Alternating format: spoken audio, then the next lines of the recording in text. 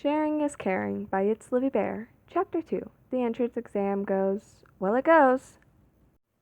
Izuku stared at the beach, feeling his heart sink. It was absolutely covered in trash, way more than he could possibly hope to remove in 10 months. I mean, he was a stick. He had no muscle mass to speak of, and this beach was covered in trash. But not just trash bags or plastic bottles or whatever, but also large appliances and even a few cars. All Might had said it would be tough, but he had assured Izuku that it could be done. Yeah, right. You'd have to be built like a tank to lift a washing machine. My boy, he thundered, you will clear this beach in time for the UA entrance exams, and only then will you be ready for my power. At first he had been a little miffed, and the man had clearly seen that, but he was quick to say that being worthy for the power in spirit did not mean capable in body. Izuku paled considerably when he was told that if not prepared, his limbs could very well explode off of him. Part of him regretted agreeing to this, thinking about that while hauling black bags to the waiting truck. He had a pretty good system at this point, starting with the small stuff and the easily accessible stuff, knowing he'd get stronger later. He also borrowed an old pair of gardening gloves from his mother, from when they used to have a house and a garden, before Dad left and they had to downsize. No way was he touching trash and rusted, sharp metal with his bare hands. 2 months in, he was starting to see real improvement on both the beach and his figure. Young Midoriya, All Might said one day, from on top of an appliance Izuku was pulling. You know, I don't have a soulmate myself, so I understand what it's like. Izuku blinked, pausing. People had speculated on All Might's soulmate for years, but he always laughed off the questions. He was finally getting an answer. It was fortunate, he continued, that I did not. My mentor was of the age before soulmates, but One for All is transferable. If I had a soulmate and they suddenly developed more power, the whole secret would be torn apart. Plus, my enemies would target them, which is the sad reality many heroes have to face nowadays. All Might grinned his signature smile. But never fear, we do not have to worry about that. Izuku was nervous, but surely it would be fine. They would just assume it was something from the copy quirk user. Probably. Hopefully. Plus, it wasn't like he could come out and tell All Might he had technically lied about having a soulmate. Okay, so yes, it hadn't been a lie since he didn't have a soulmate, he had two. But then All Might wouldn't continue to train him so generously, and he wouldn't have anything to live for anymore. He didn't think he could handle his idol crushing his dreams twice. So instead, he kept quiet. All Might had quickly caught on that he didn't talk much, and was more than happy to carry conversation. Soulmates were never really brought up again, and that's how Izuku liked to keep it. It wasn't like he was trying to find them anyway. He doesn't deserve soulmates, even if he was handed a power. He would always just be a third wheel. Besides, he reasoned, they had probably already met, and revealing himself now would just complicate things and make things awkward. It was better this way. At 8 months, the beach was almost clean. Sure, there were still a few mountains of trash, but he had steadily been clearing it away, and a month or so ago, he had been able to go into the ocean, even as cold as it was. Standing shirtless in front of the mirror no longer embarrassed him. He was buff, maybe even as buff as Kachan. Finally, it was the morning of the exam. He had been threatened by Kachan into not showing up, but at this point, he was just nervous. What if he still wasn't strong enough, and One for All broke him? What if his soulmates found out? What if they broke, and blamed him for it? He was so nervous that All Might had to sit him down, and apparently he had misread the nerves. You are more than worthy, my boy, and you will crush the entrance exam. You will be fine. Just follow your heroic heart, and you will impress the judges as you have impressed me. Well, that was comforting, even if it didn't address his main concerns. He looked up at Yue nervously, swallowing again to try and clear the feeling of the hair from his throat. Sure, as far as DNA was concerned, that wasn't the worst method of passing it along, but that doesn't mean it was comfortable or tasty. He almost tripped, but managed to catch himself, taking a deep breath. It was fine. Someone shoved their shoulder into him and he fell over. Deku, thought I told you not to show. Whatever, you'll have to face reality when they reject your ass.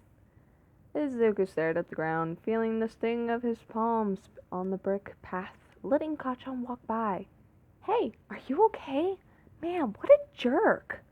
He looked up, bewildered, to see a brown-haired girl offering a hand. He blinked a few times before tentatively taking it, and she helped him up. That looked like a nasty fall. Are you okay? Do we need to go find the nurse? He shook his head rapidly, showing her his palms were only scraped. No need to bother the nurse over something so trivial as a fall, and he really didn't want to trouble this nice girl. She smiled, relieved. Okay, that's good. We should probably get to the testing area, though. Don't want to be late. She waved and bounded off, Izuku blinking for a moment before following. She was right. Best not to make a bad impression on the staff by being late. They probably had a policy that if you were late, you were automatically rejected, and Izuku was not about to let the past 10 grueling months go to waste because Kachan decided to trip him. The written test was fairly easy. Izuku had always been top of the class, or would have been if the teachers didn't misplace his assignments and give him zeros. And while it wasn't a walk in the park, he finished well within the time and felt rather confident on his answers. If all else failed, he had always been good at taking tests. The practical portion he was not looking forward to. Can I get a yeah? Silence. President Mike chuckled, seemingly expecting this. Alright, cool. I can feel it. But anyway, welcome to the practical portion of the heroics exam. Yeah! Your pamphlet should tell you what to expect other than just your testing ground, which should be D if you're in this building, but just in case you don't like him, pay attention to my little presentation. A projection of some outlines of robots, size indistinguishable, appeared behind him. There are a couple robots you guys are going to have to be duking it out with, all numbered with their point values. 1-pointers, 2-pointers, and 3-pointers. They get harder to defeat the more points they are worth. Sir! A tall, blue-haired examinee raised his hand, but did not wait to be called on. The brochure mentions 4 types of robots. Is this a misprint? President Mike flashed him finger guns. Right on, my dude. I was about to get to that. The 4th type of robot is the 0-pointer, worth, you guessed it, 0 points. It's more of an obstacle than anything, so do your best to avoid it if you can. You guys will have 15 minutes to rack up as many points as you can. There was a slight lull where Izuku bit his lip, eyes darting between Mike and the door, when the voice hero called out, Start! What? Why are you guys just standing around there? There are no countdowns in real life. Go, go, go! Izuku pushed through the crowd, desperately trying to get out before the others. UA was large and well-funded, so the testing grounds would probably be big, especially to hold this many people. But that meant whoever could get to the robots first would get the first shot of taking them down. By the time he pushed through the crowd and the initial herd had thinned, there were wrecks of each type of robot around, and Izuku felt the blood drain from his face.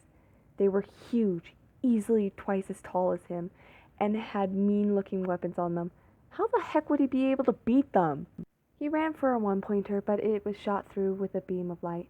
Sorry, monsieur, the blonde boy winked, but it is a competition. The beam had hit a building, and Izuku heard a sickening crack, just in time to see part of said building falling on another examinee, who didn't notice, too busy shredding a 2-pointer. He dove for the guy, feeling the rush of the wind as the debris barely missed his legs, and pushed himself off the dude. What the hell? He yelled. Are you trying to sabotage me? Fuck you, dude. Izuku could only blink, but before he could open his mouth to reply, the guy was shooting off and looking for other targets.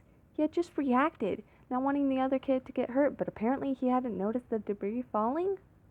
He ran around, trying to find robots to take out, and managed to find a weak one he could finish off, a 3-pointer pinned under rubble, but most others were destroyed.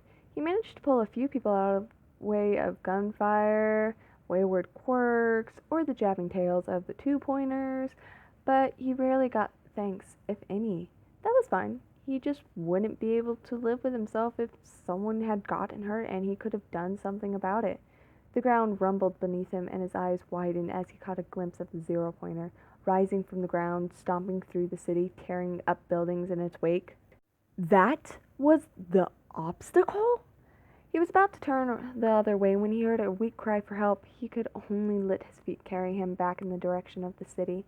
It was the brown-haired girl from before, buried under some rubble.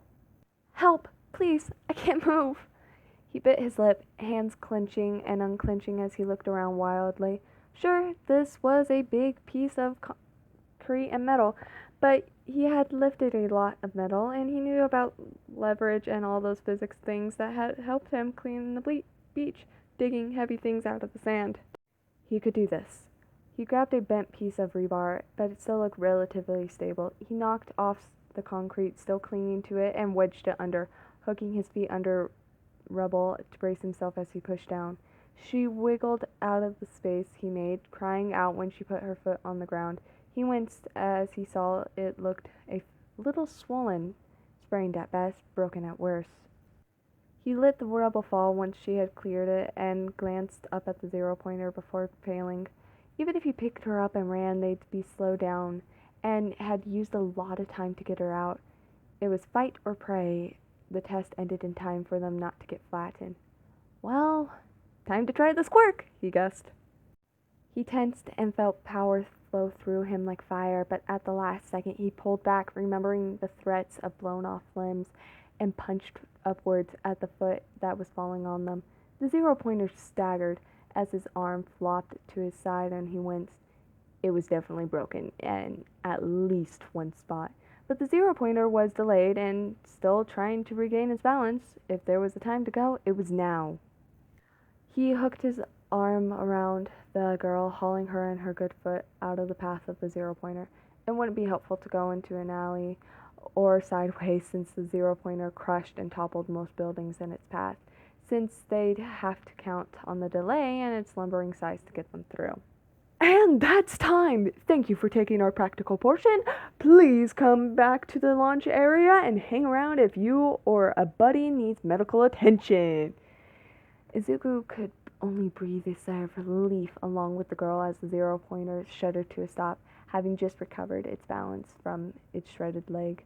Izuku wasn't sure what looked worse, its leg or his arm. Thanks for helping me, the girl winced. I'm Uraraka Ochako. Glad we weren't late, huh? He nodded. Midoriya Izuku. I'm just glad you're okay. She giggled. That's what I was saying to you this morning. Guess we helped each other, huh? He nodded, no longer trusting himself to speak. He didn't need anyone else to know about his soulmate situation if he could help it, especially since he didn't actually know the activation requirements for the brainwashing quirk.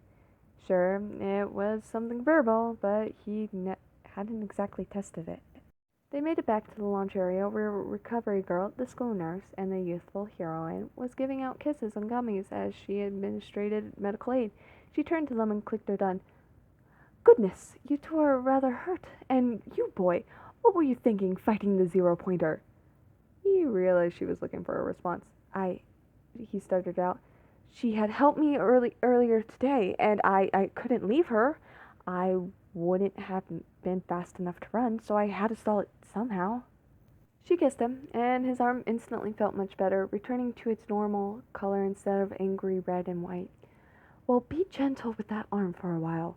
It was a clean break, but it will still be a little tender, even with my quirk. Now, girlie, let's have a look at you. Izuku waved goodbye to Uraraka, hurrying home. Hopefully, no one had a new quirk. Surely, since it wasn't his, it wouldn't be shared. Right? I'm telling you, Neto, there's no way I passed. I got maybe 5 points, and only because I managed to copy a few quirks at the right times. But there is no way in hell I'm going to be in the hero course. Neto shrugged. Well, that's why we also applied to Genin as backup Hitoshi. I don't know about you, but I had to brainwash a few stupid people to stop them from getting themselves killed. Honestly, some people are so blind to their surroundings. Hitoshi ran a hand through his lilac hair and went back to pacing, fists clenched. I know, there's always the sports festival, but I wanted to be in now. Then less people could question I earned my place, you know? It's just so frustrating. On the last word, he punched the wall, forming a hole, and both boys froze. Hitoshi, I know we've been training, but that That wasn't me. And it's not like there's anyone with super strength around to copy. Satoshi just stared at where his fist was still through the plaster. Which means, Neto said, blinking in shock, that's a third quirk.